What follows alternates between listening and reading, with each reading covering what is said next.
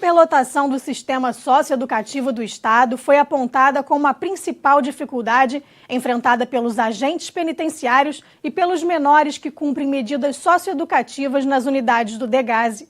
A Comissão de Assuntos da Criança, Adolescente e Idoso da Alerj debateu pela segunda vez o tema após a morte em fevereiro deste ano de 2 internos no educandário Santo Expedito, em Bangu, zona oeste do Rio. De acordo com o diretor-geral do DEGASE, o sistema tem um déficit de 900 vagas. A unidade educandário Santo Expedito, por exemplo, tem capacidade para 232 jovens, mas abriga 532. Nela, 2 adolescentes foram mortos por outros internos. Uma sindicância está sendo realizada, mas ainda não há conclusões das autoridades. Todas as apresentações foram feitas, o encaminhamento judicial, ou seja, delegacia, promotoria, foi realizado, a sindicância está sendo realizada e todos estão em andamento. Tanto na esfera judicial quanto administrativa, nenhum ato deixou de ser feito. Agora é aguardar a conclusão pelas autoridades competentes. O alto número de jovens internos contrasta com o baixo efetivo de agentes. O presidente do Sindicato dos Servidores do DEGASE ressaltou que 158 candidatos aprovados no concurso para agentes em 2015 ainda não foram nomeados. Onde a gente deveria lidar pela legislação atual com uma proporção de 1 agente para 5 internos, hoje a gente lida até com 1 para 30, né? Então, assim, isso dificulta tudo, porque seja nas medidas ali de levar o dia a dia para a escola, para as audiências, né? A gente tem um déficit muito grande de profissionais, tanto dos agentes como da equipe técnica para produzir relatórios. O modelo socioeducativo para menores infratores é questionado pelo setor da infância e juventude da Defensoria Pública do Estado. O encarceramento e a mistura entre jovens de facções rivais são alguns dos problemas apontados. Não adianta ampliar e sair construindo unidades pelo interior afora, sem entender que a melhor medida para o adolescente é aquela que não priva ele da sua liberdade, não tira ele da sua comunidade, quer dizer, mantém ele inserido na sua comunidade, que é o que diz o Estatuto, mas fornecendo condições para que ele se ressocialize. E a direção tem que também zelar para que, se a lógica de facções se estabeleceu e a direção não conseguiu evitar isso antes, que adolescentes que se dizem de facções diversas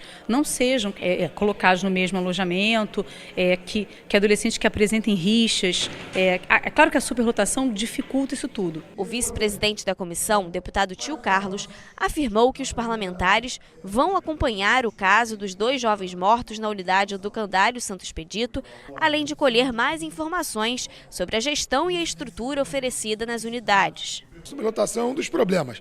Nós temos aí o problema da falta de agentes, temos às vezes o descaso do próprio governo do Estado, porque nós temos algumas unidades que não têm absolutamente nenhuma atividade esportiva, onde esses jovens possam, enfim, colocar ali sua energia, né, para não ficar só encarcerados, porque essa é a nossa preocupação. A Comissão de Educação da Alerj vai elaborar um projeto de lei para estender o acesso à gratuidade no Rio Card para os alunos da Fundação de Apoio à Escola Técnica, que já concluíram o ensino médio e que ingressaram em um curso de especialização profissional.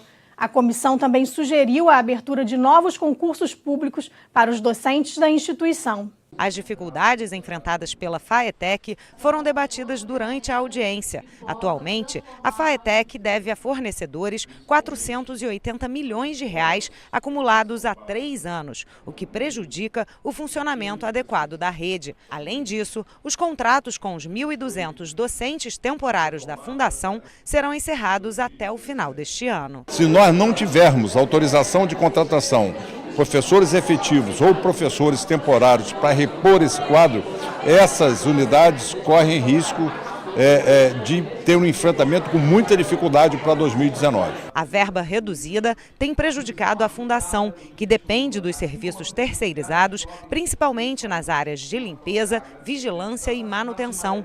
Outra questão levantada durante a audiência diz respeito à merenda escolar, principalmente nas escolas técnicas e de educação básica, que não funcionam regularmente sem as refeições. O que nós precisamos é de ter um fluxo constante de recursos que possa manter o pagamento a essas empresas em dia. Com isso, eles honrarem os compromissos que nós temos com eles. O presidente do Sindicato dos Profissionais de Educação da FAETEC disse que o governo tem repassado cerca de 3 milhões de reais a menos dos recursos do Fundeb para a fundação, do que foi estipulado pelo TCE para o pagamento de estrutura e pessoal. Desde 2016, houve todo um procedimento de negociação com o secretário de Educação, Wagner Victor, a respeito da verba que deveria ser destinada à FAETEC, mas ficava centralizada na CEDUC. Então, no final de 2016, conseguiu-se finalmente chegar a um acordo em que a FAETEC receberia diretamente verba do Fundeb para tratar de sua infraestrutura e pagamento de pessoal. Só que agora, no final de 2017, o TCE refez os cálculos de todo o montante que deveria ser repassado à FAETEC relativo ao Fundeb e constatou que havia uma defasagem de cerca de 3 milhões de reais que precisava ser modificado esse valor e até agora o governo não sinalizou uma mudança para a FAETEC. Este aluno da Escola Técnica Estadual Juscelino Kubitschek disse que o acesso ao Rio Card para os alunos do ensino médio também é deficiente e que a gratuidade dos uniformes escolares foi prejudicada por conta da construção de uma unidade escolar de gastronomia francesa. É uma dificuldade de duas partes, tanto da FAETEC quanto da FETransport. Da FAETEC de enviar a lista completa dos alunos para a FETransport e da FETransport em agilizar o acesso desses alunos ao Rio Card, que é grande maioria, se não todos, que pedem o Rio Card. Sobre o jaleco, os cursos de saúde têm uma certa restrição para o uso fora do ambiente laboratorial. Porém, outros cursos podem usá-lo e esse acesso é dificultado, ainda mais agora com uma circular interna que saiu, impedindo que o jaleco seja usado sem uma camisa branca como essa que eu estou usando, por exemplo. O deputado Conte Bittencourt, presidente da Comissão de Educação, disse que é lamentável ver a desconstrução da FAETEC, uma rede do Estado referência na formação técnica, e que a comissão vai criar um projeto de lei para estender o acesso ao Rio Card para os alunos que já concluíram o ensino médio e desejam ingressar nos cursos subsequentes. Alunos que já concluíram o ensino médio, pela lei do transporte escolar, pela lei nacional, eles não têm direito. Tá? Mas é um debate que a gente vem fazendo há muito tempo. É uma área que é hoje um gargalo do desenvolvimento econômico do Estado e do país, mão de obra qualificada, a profissionalização. Esses alunos são alunos que já terminaram o seu ensino médio e voltam à escola para fazer um subsequente profissional. O deputado disse ainda que é fundamental abrir novos concursos públicos para os docentes da FAETEC. Resolvemos na UERJ, resolvemos na UENF, precisamos resolver o da FAETEC. Até porque, por determinação do Ministério Público. E aí não tem um aumento de despesa. Pelo contrário, tem uma ajuda ao equilíbrio do Rio Previdência. Porque o contrato temporário paga o regime geral. O concursado paga o regime próprio. Tá? Então essa despesa já existe. Você está trocando uma despesa de um contrato temporário por um concursado. A Comissão da Pessoa com Deficiência vai apresentar à mesa diretora da Alerj um projeto para incluir as doenças congênitas na Lei de Diretrizes para a promoção da acessibilidade das pessoas com deficiência e mobilidade reduzida. Dificuldades para atendimento prioritário, falta de suporte multidisciplinar e unidades especializadas distantes de casa. Esses são alguns problemas que as crianças com microcefalia passam no estado. Amanda Mota tem uma filha de 1 ano e 8 meses. Por causa da doença, tem diversas convulsões por dia, uma média de 20. Para tratar a criança, tem que sair de Inhoaíba, na Zona Oeste, para Botafogo, na Zona Sul, aonde está localizado o Instituto Fernandes Figueira. No caminho, a filha dela chega a ter 50 convulsões por causa do barulho no trem. Você chega num Rocha Faria, em Campo Grande, você não tem as medicações que precisam. Nas unidades particulares, como já aconteceu, eu tive que chegar e falar, não, você tem, eu preciso do medicamento X, eu preciso desse medicamento, você tem? Ah, mas minha filha tem isso. Ah, mas a gente não tem, eu só preciso do medicamento para levar ela para o Fernandes Figueira, porque ela já estava em 2 horas de crise ininterruptas e eu precisava diminuir essa crise para conseguir chegar com ela no hospital. Então fez a medicação, botou no oxigênio porque estava desaturando devido ao excesso da crise, e após esse período é que a gente pôde levá-la para a emergência de referência, que é o que eles chamam, porque onde nós moramos, as mães de uma forma geral, no estado geral, nós não temos unidades de referência e tratamento adequado próximo às nossas casas. A falta de unidades com atendimento multidisciplinar em Queimados, município onde Ingrid Nascimento mora, faz com que ela gaste em consultas para a filha quase todo o dinheiro que recebe do benefício da prestação continuada. O pagamento é destinado a pessoas com deficiência que comprovem não possuir meios de prover a própria manutenção. Eu recebo um valor de 954, aí eu pago 250 de hidro, mais 250 de fisioterapia, mais 250 de fisioterapia ocupacional. Aí, no caso, o total já dá uns 500, 700 e alguma coisa assim. E o resto do dinheiro, às vezes eu tenho que pagar consulta para fono e acaba não sobrando nada, nem para alimentação.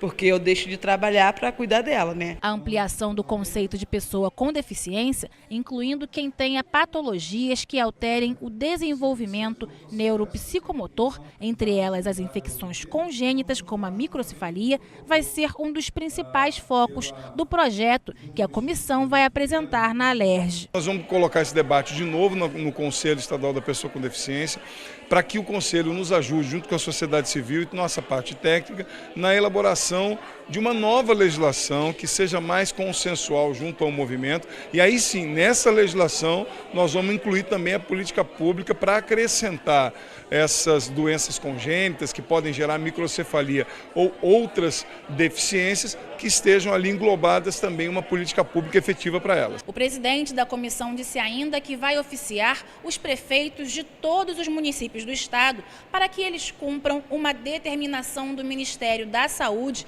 que garante o atendimento multidisciplinar para pessoas com deficiência. Nós vamos emitir um documento assinado a várias mãos pela comissão e pelo conselho, diretamente aos prefeitos, para saber se eles já aderiram a essa política, que é um protocolo do Ministério da Saúde, buscando recurso efetivamente para fazer esse tratamento. Não pode o município simplesmente se omitir com tanta necessidade e demanda. Um grupo de ex-jogadores de futebol, entre eles Zico, esteve na Alerj para apoiar o projeto de lei que cria o Conefute, Conselho Estadual do Futebol do Rio de Janeiro.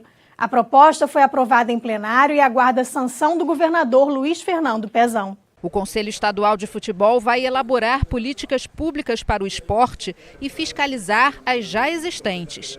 Vai ser responsável pela criação de critérios e metas que garantam boas condições das atividades ligadas ao futebol masculino e feminino.